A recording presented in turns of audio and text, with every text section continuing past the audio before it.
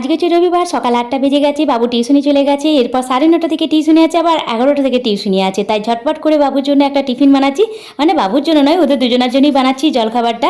আর আজকে না বাবুর বাবার জন্য, সেই বাবু বলেছিল আমাকে বানাতে কেক, চকলেট, আর বাবু নিজে হাতে একটা কার্ডও বানিয়েছিল, সেইগুলো আজকেও সন্ধেবেলাতে দেবে। বলে না, যার জন্য করছো তার মুখে যদি ছোট্ট করে একটা হাসি দেখতে পাও, সেটা মনে হয় সব থেকে বড় পাওনা একটা, যে তুমি এত মেহনত করলে, এত পরিশ্রম করলে, তার মুখে যখন ওই খুশিটা দেখতে পাও, সেটা সব থেকে বড় পাওনা। আজকে সেই মুহূর্তটা তোমাদের সঙ্গে একটুখানি শেয়ার করব। সন্ধেবেলাতে ভেবেছি, ওর বাবা বললো আমি এখন বললাম যে একবার বাবু টিউশন থেকে বাড়ি আসবে, তখনই কি কেকটা একটু বাবু বলেছে বারবার যে বাবাকে দেখিও না, তোমার জন্য সব রেডি করে রাখতে বলেছে, তা কখন কাটবে। তো বললো যে আমি সন্ধেবেলাতে একটুখানি বাবু টিউশনে আছে বা 5:30 থেকে 4:30 থেকে, ও 6টা 6:30টার মধ্যে বাড়ি চলে আসবে, তারপর একটুখানি বসে তারপর কাটবে।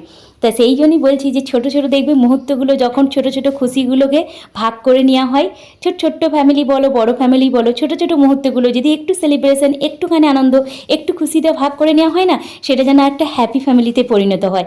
এইরকমই আজকে আমি চেষ্টা করেছিলাম যে যেহেতু বাবু আবদার করেছে, বাবুর মুখেও হাসিটা দেখতে পাবো, বাবার মুখেও হাসিটা দেখতে পাবো। তা ঝটপট করে চলো এখন একটা লাঞ্চ বলছি, সরি, ব্রেকফাস্ট বানিয়ে ফেলি। ব্রেকফাস্ট বলতে আজকে একটুখানি যে ছিল, অল্প করে মটর ছিল, তা সেইটাই রাত্রে ভিজাতে ভুলে গিয়েছিলাম। বেশি করে আলু দিয়ে প্রেসার কুকারে প্রায় 8 থেকে 9টা মতো সিটি দিয়ে নিয়েছিলাম, রাত্রে ভিজাতে ভুলে গিয়েছিলাম। তাই ভাবলাম, প্রথম ভেবেছিলাম কুমড়োর তরকারি মুড়ি খাবে বলেছিল, তারপরে মনে করলাম যে না, একটুখানি জলখাবারে কিছু করি, তেল ছাড়াই, মানে তেল একদম কম দিয়ে কিছু যদি বানানো যায়। তাই সেইটাই চেষ্টা করছি। আজকে একটু ছাতুর পরোটা বানাবো, তাও একটু অন্যরকমভাবে। জানি এটা আসল ছাতুর পরোটা নয়, তবে এইরকমভাবে বানিয়ে একবার দেখতে পারো, খুব ভালো হয়। আর ওইদিকে তো পেঁয়াজ রসুন বাটা দিয়ে, গোটা গরম মশলা, তারপরে গোটা জিরে তেজপাতা সব কিছু ফোড়ন দিয়ে, ওই যেটা সিদ্ধ করে নিয়েছিলাম মটর আলুটাকে, সেটা ঘুগনিটা হতে দিলাম। আর এদিকে আমি একটুখানি ছাতু নিয়েছি, যে ছাতুটা আমরা সকালবেলায় জলে গুলে খাই, সেই ছাতুই নিয়েছি। দিয়ে একটুখানি দিয়ে দিলাম লবণ আর একটু প্যারি মশলা। এই মশলাটা না খুব ফ্লেভারটা বাবু পছন্দ করে, সব কিছুতে দিই না, তবে মাঝে মাঝে বাবু বলে, তখন দেখি বেশ ভালোই লাগে। প্যারি মশলা একটু দিলাম, যদি হাতের কাছে না থাকে একটু গরম মশলা বা ধনিয়া গুঁড়ো দিতে পারো। আমি একটু আচার দিলাম, আমের আচার আনা ছিল সেটা দিলাম। আম তেল বানিয়েছিলাম না ঘরে, সেই রোদে দিয়ে রেখে দিয়েছিলাম, সেই আম তেল একটু দিয়ে দিলাম। ব্যাস এই কটা দিয়েছি, একটু গোলমরিচ গুঁড়ো দিয়ে দিলাম, দিয়ে ভালো করে মেখে দিলাম জল ছাড়া। ওই সর্ষের তেল বলতে তোমার ওই আম তেলটা দিয়েছি, যাতে ফ্লেভারটা খুব ভালো আসে। আর আমের আচার দিয়েছি, একটু টক ভাবটা আসবে, নুন ঝাল টক। আর একটু ঝালের পরিমাণটা, যেহেতু কাঁচা লঙ্কা কুচানো দেয়, পেঁয়াজ কুচানো দেয়, আদা কুচানো, রসুন কুচানো দেয়, আমি আদা রসুন কুচানোটা দিইনি, কাঁচা লঙ্কা কুচানোটা দিইনি। বাবুর মুখে পড়লে না বাবু খেতে পারবে না, তার জন্য একটু গোলমরিচ গুঁড়ো দিয়েছি, আর একটু ছোটো ছোটো করে পেঁয়াজ কুচানো দিয়ে দিয়েছি। খুব টেস্টি হয় জানো তো।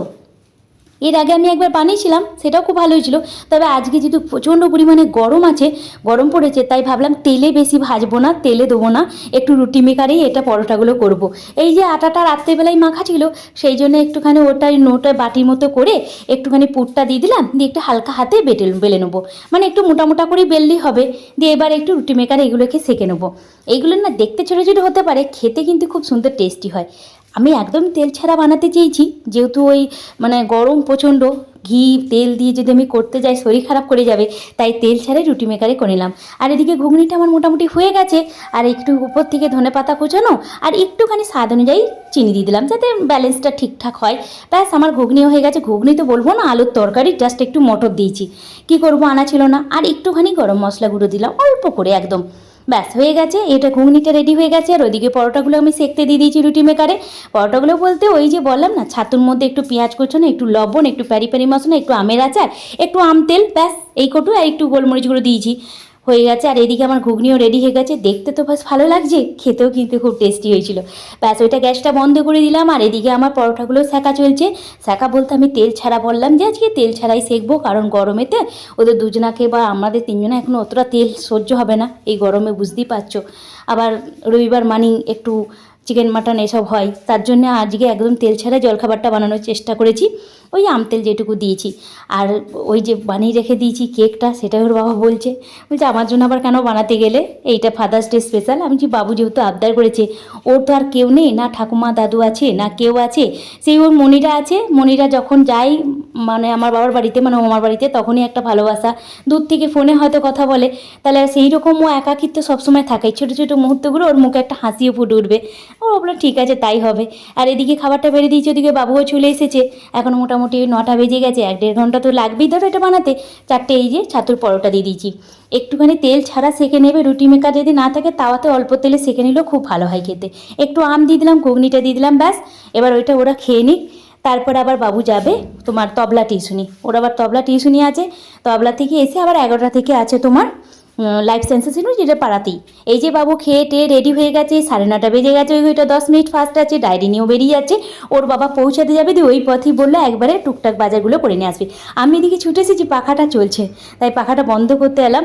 বেরোনোর সময় না বাবু বারবার ভুলে যায় পাখাটা বন্ধ করতে, তাই ছুটে পাখাটা বন্ধ করতে এলাম। গেটটা লাগিয়ে দেবো, তারপর আবার রান্নাবান্না করবো। এখনও লাঞ্চের কোনো কিছু প্রিপারেশান করা হয়নি, কারণ ওর বাবা বললো আমি একটু বাজারটা যাবো, সকালবেলায় যায় নাই। সকালবেলায় বলতে বাবাকে টিউশনে দিয়ে চলে এসেছিলো, একটু কাজকর্ম ছিল সেটা করছিল। এখন বাজে সন্ধ্যে 6:30, হ্যাঁ 6:45, সন্ধ্যে দেওয়া হয়ে গেছে। এখন ওর বাবাকে ওর বাবু কার্ডটা দিল। বাবা মুখে হাসিটা দেখলে বলে না যার জন্যে করলে তার মুখে যদি হাসিটা হয় সেটাই দেবে সব থেকে বড় পাওনা।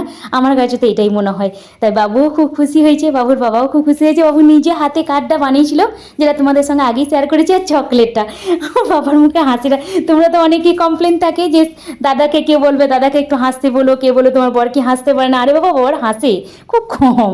তা দেখো তোমাদের কেমন লাগলো আজকের এই ব্লগটা। ভালো লাগলে প্লিজ একটা লাইক করে দিও। আর দেখো কেকটা কাটছে, এইটাই হচ্ছে সব থেকে বড় খুশির জিনিস। তাহলে কেমন লাগলো আজকের এই ব্লগটা, আর তোমাদের ভালো লাগলে প্লিজ একটা লাইক করে দিও, আর কমেন্ট করে জানাবে তোমাদের আজকের এই সেলিব্রেশনটা কেমন লাগলো। Bye bye, tata.